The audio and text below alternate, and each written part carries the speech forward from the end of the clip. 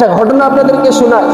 আমি রমজান মাস হওয়ার পরেও কিছু মানুষ আছে, আমরা মুনাজাতে দোয়া করতে অসুক্রিয়া আদায় করি। কেমন অসুক্রিয়া?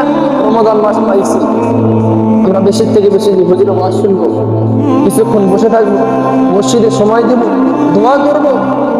এটা কিন্তু অসুক্রিয়া, নাফরমানি আদায় করি। কি নাফরমানি?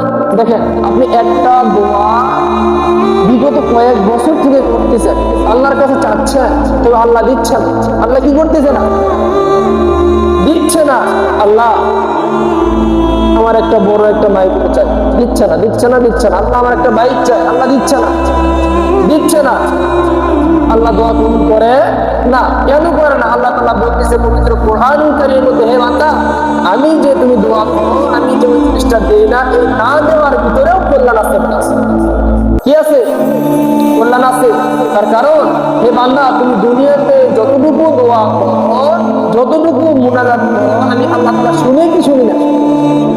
শুনে কি শুনি না?